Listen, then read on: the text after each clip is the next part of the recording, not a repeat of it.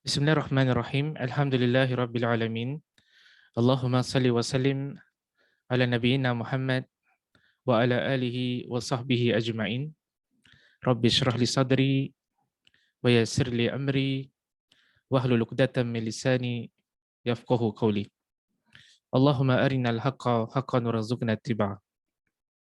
Ya Allah, tunjukkanlah kami yang benar itu adalah benar dan permudahkanlah bagi kami untuk mengikut kebenaran tersebut. Wa arinal batila batilan warzuqna ijtinabah. Ya Allah, tunjukkanlah kami yang batil itu adalah batil dan permudahkanlah bagi kami untuk menjauhkan diri daripada kebatilan tersebut. Wahdina limakhtulifa fihi minal haqqi biiznik. Bila kami petunjuk dalam isu-isu yang diperselisihkan dengan izinmu, innaka tahdi man tasha ila siratim mustaqim.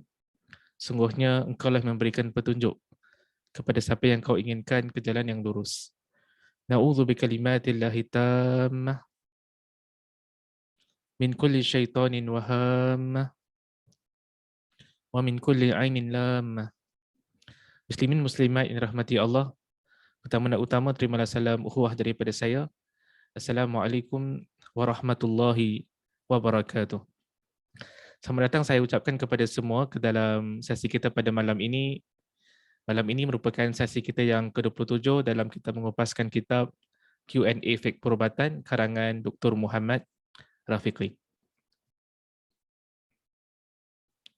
Kita masih lagi berada pada bab yang ke-6, dan bab yang ke-6 ni sang pengarang kitab ini dia berikan title ataupun judul bagi bab yang ke-6 adalah Salat, Pesakit dan Doktor.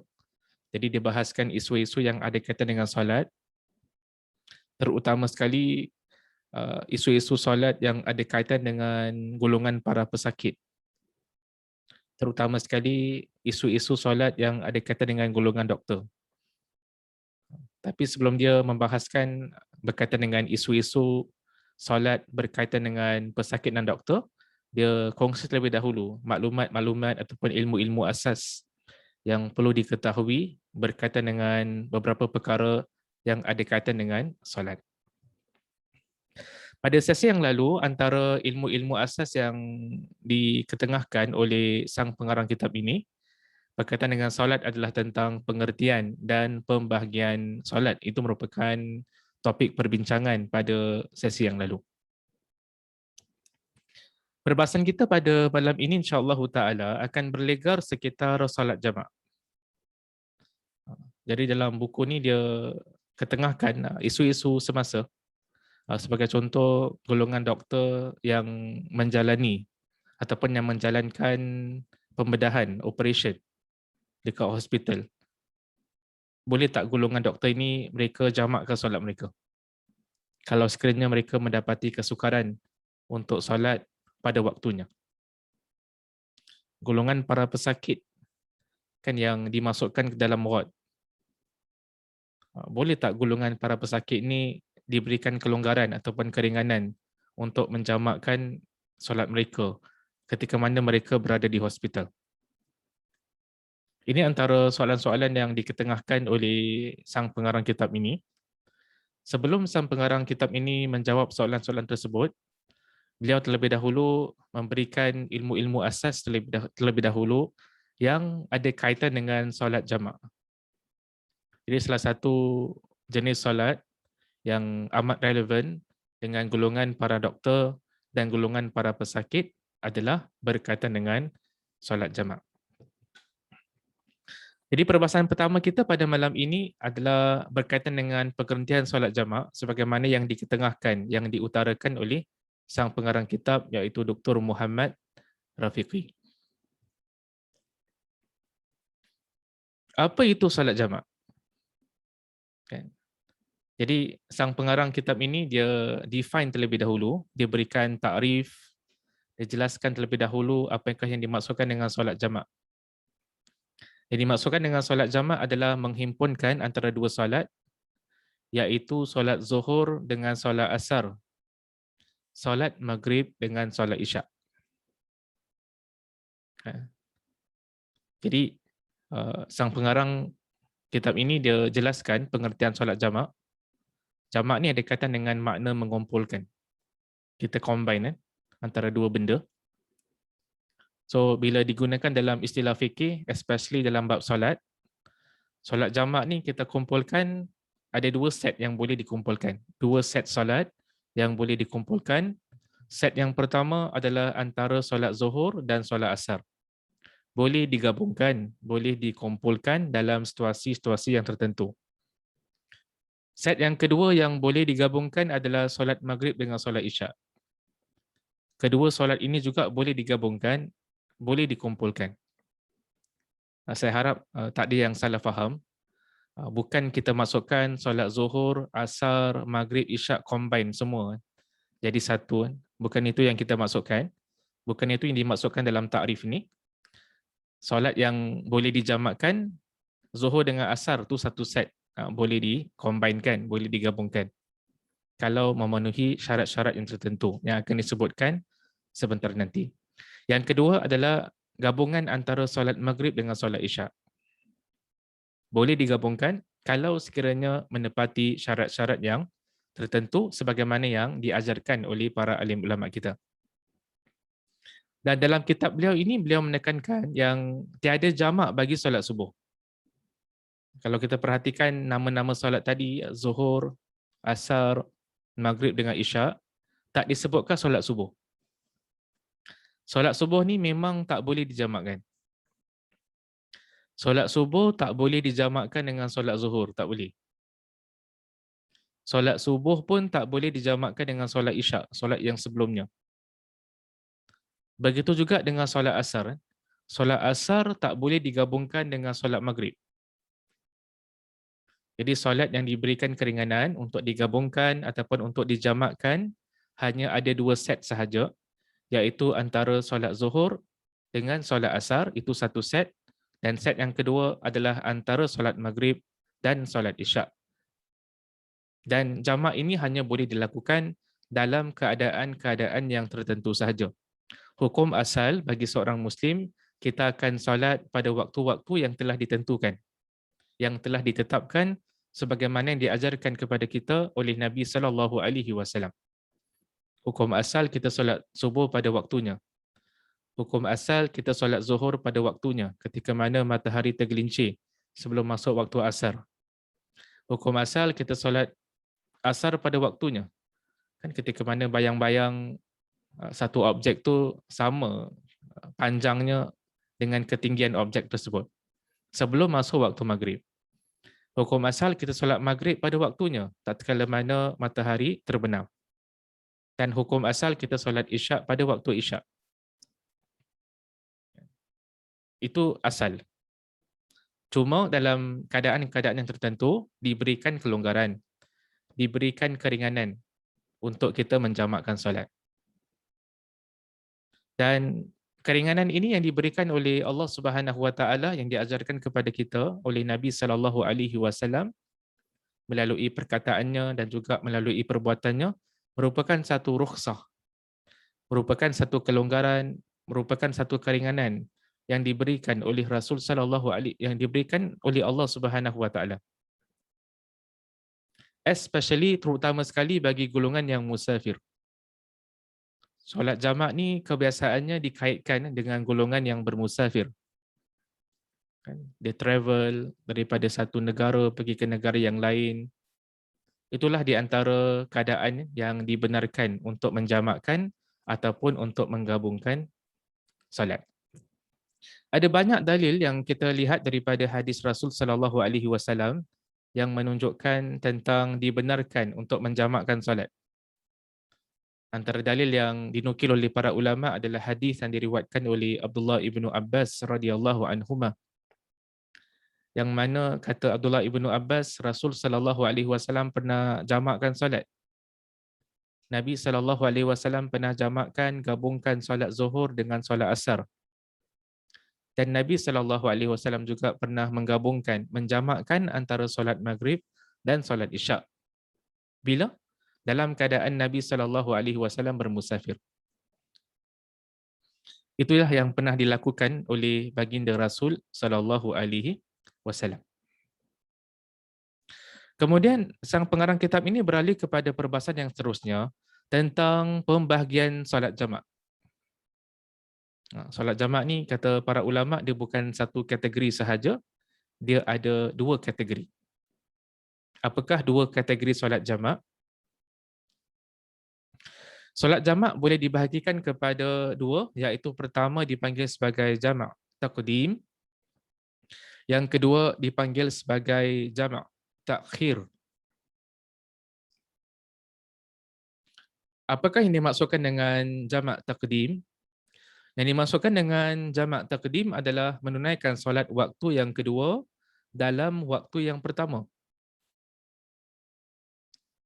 Tadi kita kongsi dengan antum, kan? Antara solat yang boleh digabungkan adalah antara zuhur dan asar. Antara solat yang boleh digabungkan juga adalah antara maghrib dengan isyak.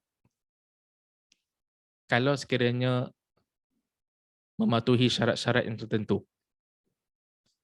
Jadi jamak takdim ni, kita solat yang pada asalnya solat itu dilakukan pada waktu yang kedua, tapi kita jamakkan dia. Kita gabungkan dia, kita cepatkan dia, lalu kita lakukan pada waktu yang pertama. Apa contohnya?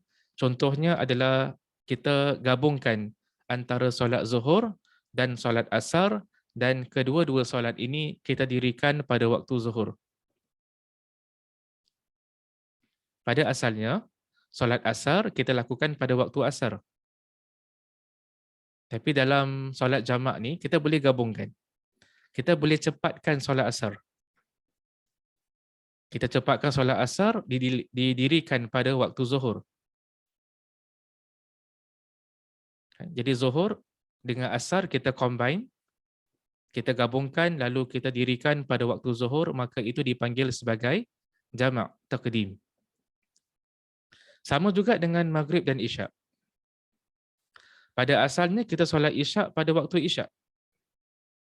Dalam solat jamak taqdim, kita boleh cepatkan solat isyak ni. Kita cepatkan lalu kita dirikan pada waktu maghrib. Jadi solat maghrib dan solat isyak kita gabungkan dan kita solat, kita dirikan kedua-dua solat ini pada waktu maghrib, maka kaifiyah ini, cara ini dipanggil sebagai jamak taqdim. Kita tunaikan solat yang pada asalnya perlu dilakukan pada waktu yang kedua, tapi kita cepatkan dia. Lalu kita melakukannya, mendirikannya pada waktu yang pertama. Pernah tak Nabi SAW melakukan sedemikian rupa? Nabi gabungkan solat, kan? Lalu Nabi solat pada waktu yang pertama instead of pada waktu yang kedua. Kita lihat dalam hadis-hadis Rasul SAW pernah dilakukan oleh baginda Rasul SAW. Sebagaimana yang dalam hadis yang diriwayatkan oleh Anas radhiyallahu an, dia mengatakan yang Rasul SAW pernah mendirikan solat zuhur dan solat asar, tetapi pada waktu zuhur. Nabi jamakkan, jamak takdim. Nabi combine, gabungkan solat zuhur dan asar, dilakukan pada waktu zuhur. Solat jamak jenis yang kedua dipanggil sebagai jamak takhir. Jamak takhir ni adalah opposite ataupun berlawanan daripada yang tadi itu. Yang dimaksudkan dengan jamak takhir adalah melewatkan, melambatkan solat waktu yang pertama dalam waktu yang kedua. Dalam arti kata yang lain, solat zuhur pada asalnya kita kena solat zuhur pada waktu zuhur. Tapi dalam jamak takhir, kita solat zuhur pada waktu asar. Kita gabungkan sekali dengan asar. Zuhur dan asar kita lakukan pada waktu asar. Pada asalnya, solat maghrib hendaklah didirikan pada waktu maghrib. Dalam jamak takhir, kita lambatkan. Kita lewatkan solat maghrib ni, lalu kita gabungkan dengan solat isyak. Maghrib dengan isyak kita lakukan pada waktu isyak. Itu dipanggil sebagai jamak takhir. Pernah tak dilakukan oleh Rasul SAW? Kita lihat dalam hadis-hadis Rasul SAW, Nabi SAW pernah mentakhirkan. Nabi pernah melakukan jamak takhir. Nabi lambatkan solat. Solat yang asalnya sepatutnya dilakukan pada waktu yang pertama, Nabi tundakannya, Nabi lewatkannya, Nabi lambatkannya, lalu Nabi SAW mendirikan solat pada waktu yang kedua. Itulah yang pernah dilakukan oleh Rasul SAW. Cuma kita nak kongsi sedikit dengan antum yang jamak ni bukan dalam semua keadaan kita boleh jamakkan solat, bukan dalam semua keadaan kita boleh gabungkan solat. Antara keadaan yang membenarkan seseorang untuk jamakkan solat, gabungkan solat adalah dalam keadaan musafir. Walaupun ada sedikit perbincangan di kalangan para ulama, macam mana kita nak tentukan seseorang itu dipanggil sebagai seorang musafir. Kan ada sedikit perbincangan di kalangan para ulama silam dan para ulama semasa.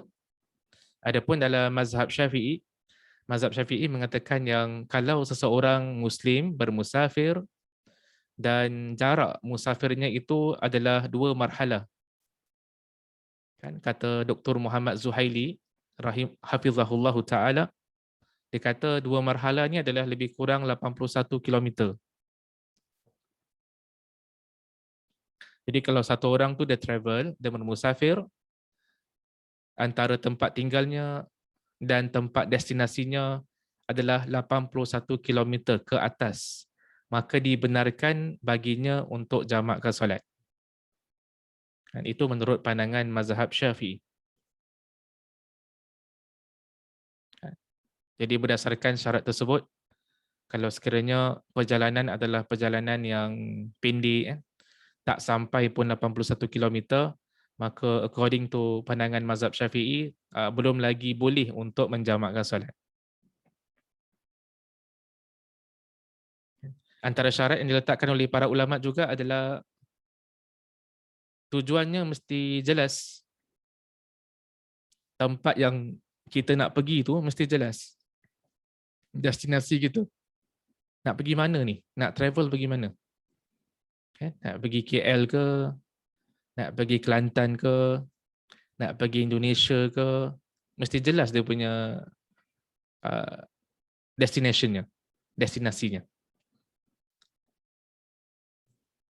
Dan kata para ulama, hendaklah musafir itu satu perjalanan yang dibenarkan, bukan satu musafir untuk melakukan kemaksiatan kepada Allah Subhanahu Wa Taala.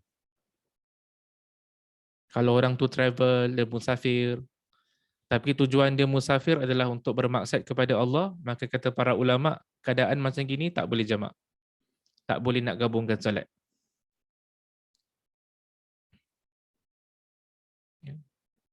Dan para ulama kita juga mengatakan, jamak takdim ni, bila kita cepatkan solat asar kita cepatkan, kita gabungkan pada waktu zuhur, sama juga dengan solat isyak kita cepatkan, lalu kita dirikan pada waktu maghrib, di sana ada syarat-syarat yang tertentu.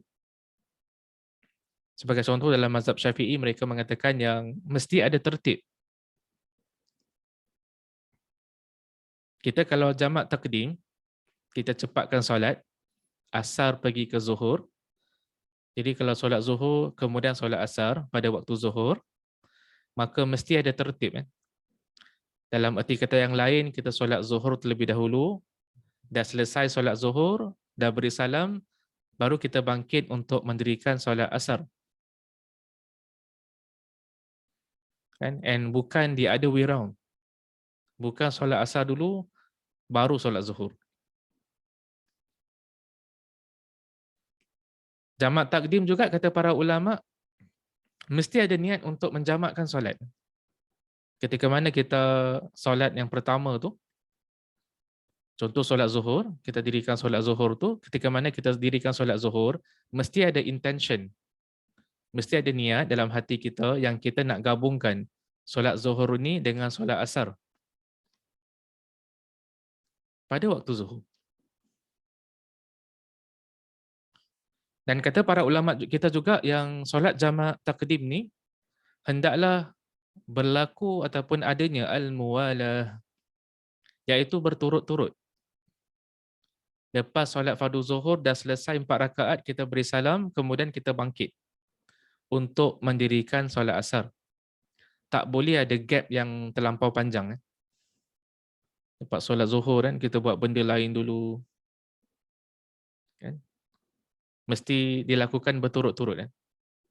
Itu bagi solat jamak takdim. Kata para ulama kita juga, solat jamak takdim ni, kedua-dua solat itu, baik solat yang pertama ataupun solat yang kedua, baik solat Zuhur dan solat Asar, ataupun solat Asar, hendaklah dilakukan kedua-duanya dalam keadaan kita masih lagi bermusafir. Sepanjang solat tu, kita masih lagi dalam keadaan musafir, maka pada ketika itu dibenarkan kita untuk menjamakkan solat dengan jamak takdim.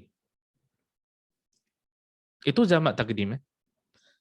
Jamak yang kita lakukan, solat yang kita gabungkan Zuhur dengan Asar, kita lakukan pada waktu Zuhur. Adapun bagi jamak takhir, ada beberapa syarat yang diletakkan oleh para ulama kita. Antaranya adalah jamak takhir sebagaimana kita jelaskan tadi, adalah solat Zuhur dengan solat Asar, kita lakukan pada waktu Asar. Kan kita lakukan pada waktu yang kedua. Solat Maghrib dengan solat Isyak, kita lakukan pada waktu Isyak, iaitu pada waktu yang kedua. Jamak takhir juga ada beberapa syarat yang diletakkan oleh para ulama. Antaranya adalah bila kita nak tundakan solat, Zuhur pergi masuk ke Asar, pada waktu Zuhur tu kita mesti letak kita punya niat, intention, untuk menggabungkan solat Zuhur ni dengan solat Asar. Jadi solat jamak takhir ni maksudnya waktu Zuhur ni kita tak solat apa-apa, kerana kita gabungkan dengan solat Asar pada waktu yang kedua, pada waktu Asar. Jadi pada waktu Zuhur tu kena buat apa Ustaz? Kalau kita tak solat Zuhur pada waktu Zuhur, kerana kita nak jamakkan, kerana kita nak combinekan, kerana kita nak gabungkan dengan waktu yang kedua, maka pada waktu Zuhur tu kita mesti letak niat dalam hati yang kita nak gabungkan solat Zuhur dengan solat Asar pada waktu Asar nanti. Sama juga waktu Maghrib dengan solat Isyak, kalau kita nak jamak takhir, kalau kita nak lakukan solat Maghrib pada waktu Isyak, pada waktu Maghrib tu perlu ada intention, perlu jatuhkan niat untuk kita gabungkan solat Maghrib bersama-sama dengan solat Isyak. Dan kedua-dua solat tersebut hendaklah dilakukan dalam keadaan kita masih lagi dalam keadaan musafir. Perbahasan ketiga yang dijelaskan, yang dikongsi oleh sang pengarang kitab ini adalah beberapa keadaan yang mengharuskan solat jamak.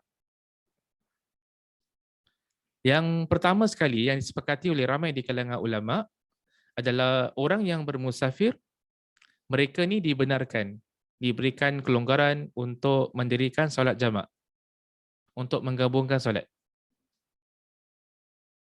Kan rata-rata para ulama kita daripada pelbagai mazhab mereka sepakat, orang kalau musafir boleh jamakkan solat. Cuma ada sedikit perselisihan dalam menentukan siapakah itu musafir. Macam mana kita nak tentukan yang orang ni dianggap sebagai musafir ataupun tidak? Kan? Orang yang tinggal Singapura kalau pergi Johor, itu musafir tak? Orang kalau tinggal Woodlands, kalau dia pergi Johor, adakah itu musafir? Sedangkan dekat je kan? Especially kalau ada orang yang tinggal berhampiran dengan Masjid An-Nur. Rumah-rumah flat kan, yang berhampiran dengan Masjid An-Nur. Rumah-rumah flat yang berhampiran dengan Masling, yang berhampiran dengan checkpoint. Naik bas, barangkali beberapa bus stop je dah sampai dekat checkpoint. Kan? Cop pasport, pergi causeway, beberapa minit kemudian naik bas dah sampai dah immigration Johor. Okay. Jadi adakah orang yang tinggal Woodlands, kalau dia pergi Johor, adakah itu musafir? Bagaimana pula kalau orang daripada Tampines, orang daripada Pasir Ris, dia pergi Johor, adakah dia seorang musafir?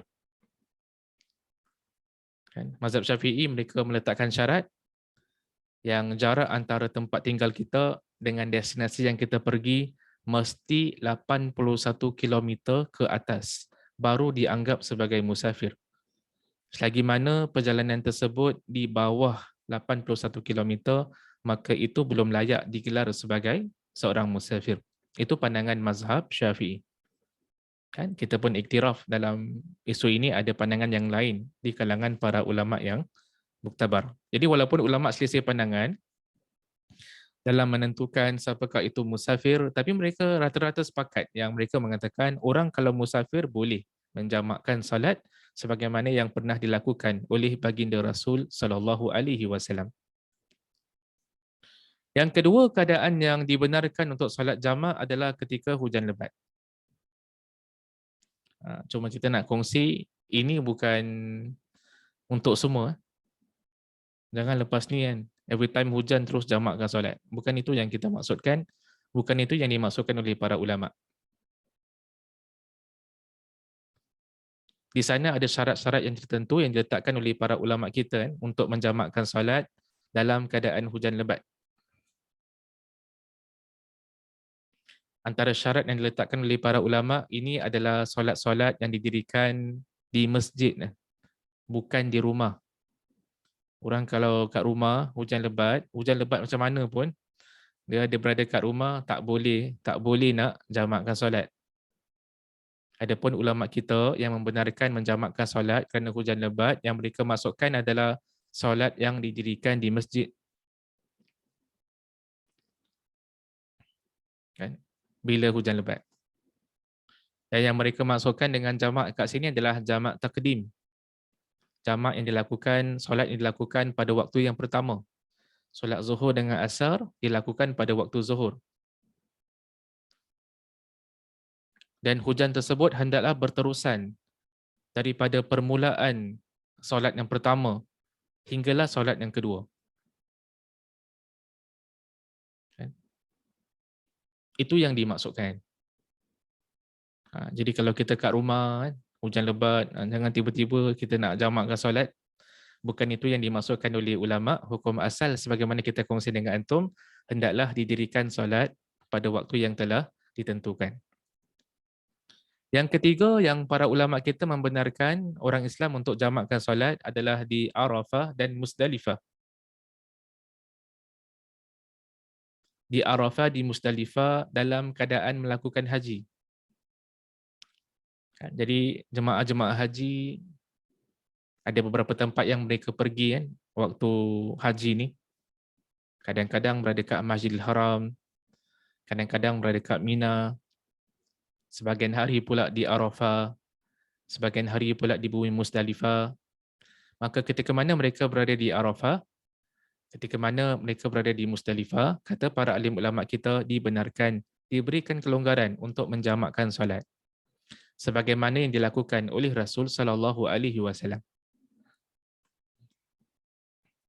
Dan keadaan yang keempat yang dibenarkan untuk menjamakkan solat, ini adalah pandangan sebahagian di kalangan para ulama yang turut disebutkan oleh sang pengarang kitab ini adalah bagi golongan pesakit. Orang-orang yang berada di hospital, yang kalau mereka menghadapi kesukaran untuk solat pada tiap-tiap waktu,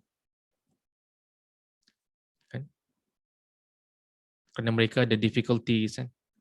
Untuk mengambil wuduk sebagai contoh, untuk bersuci. Maka sebahagian di kalangan ulama membenarkan bagi golongan sedemikian rupa untuk menjamakkan solat. Yang suka saya kongsi dengan antum, jamakkan solat kat sini maksudnya solat zuhur dengan asar ataupun solat maghrib dengan isyak. Hanya itu saja solat yang dibenarkan untuk dijamakkan. InsyaAllah pada sesi kita yang akan datang, kita akan jelaskan dengan lebih lanjut tentang solat pesakit ni.